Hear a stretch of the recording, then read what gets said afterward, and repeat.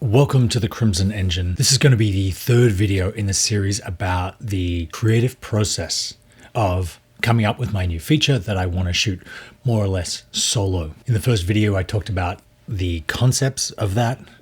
In the second video, I talked about some ideas I wanted to explore. And in this video, I'm going to go over a third core part of my creative process, which is what I call the list. It's from a Robert Rodriguez concept of documenting all the things that you already have access to, all of your advantages, and making sure that you get the most out of them when it comes to put pen to paper and actually conceive of what your story is going to be. Rodriguez's first big film that was a breakout and got him into Hollywood in the 90s was El Mariachi. He was collaborating with a friend whose father owned a bus company and was actually the mayor of a small Mexican town. So they wrote the town and the buses into the script, knowing that those elements were going to really elevate the production value and cause the movie to be larger and more grandiose than it otherwise would be. If you don't do this process, what you might find is you write your script and you're really happy with it, but then you can't afford or can't get access to the elements that you've put in there and making compromises at a later stage rather than using the elements that you have access to as sort of landmarks.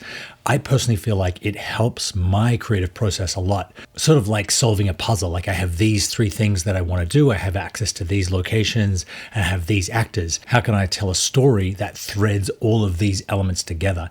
It is actually much easier than starting with a complete blank page with an unlimited budget and trying to conceive of something from scratch. So what is on my list that I'm going to incorporate into this feature film? Well, first and foremost, I live in rural Vermont on this beautiful property that has several private beaches and coves. It also gives, quick access within an hour to dozens of spectacular wildlife and wilderness attributes. Some caves, a ton of rivers and waterfalls. There are also a lot of rundown old barns, collapsed houses, ruins. These would take a little bit more work to get access to, and some of them might take even more work to make safe to shoot in. But every time I drive down to New York from here, which is about 5.5 hours, I pass maybe a dozen houses that would be dream locations for horror movies. Boarded up old hospitals, disused old schools. That's not necessarily the movie that I want to make, but it's great to know about. There are also some really interesting decommissioned missile silos. I explored these on one of my destination film episodes, and they sort of ring all around the top of New England.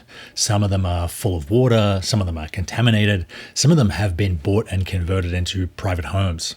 I'm also only 90 minutes away from Montreal. I did a whole destination film episode on the city. It has really unique cityscapes that can double for Europe, for other American cities, and Montreal itself is a pretty captivating cinematic location.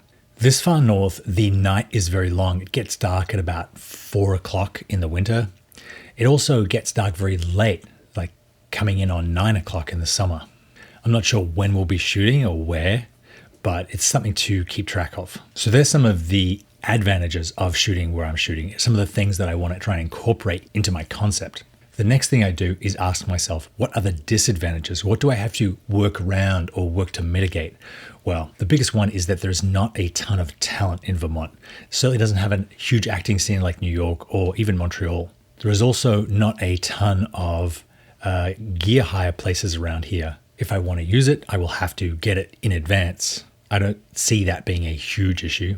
It's just something that you have to prepare for. Another big disadvantage of living in Vermont, especially in the winter, is it is very cold outside. Almost too cold to shoot. It was minus 13 yesterday. It's going to be minus 14 Celsius today. Yes, you can be outside if you're wearing a lot of clothing, hat, mittens, but cameras don't last that long. The life of the battery is really shortened. But more importantly, you don't necessarily want your actors to be wearing 25 layers. You want to be able to see them. They want to be able to move around, which means that really limits what you can shoot during the winter. I haven't even written the script yet. I don't think we'll be shooting anytime before March. But one of the big reasons that Hollywood exists where it does is because early filmmakers wanted to be able to shoot all year round outside and have long sunlight days and weather they could work in. They chose the geographically opposite spot on the map from Vermont, which says a lot about filmmaking here.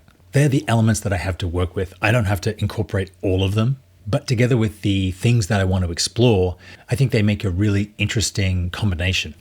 And now I'm going to start creating characters, reaching out to actors, and trying to work out how those elements fit into a story that is interesting enough and captivating enough that I want to spend the next years of my life bringing it into reality. Thank you very much for watching. You can sign up for more updates on this project in the link below. I will see you next time.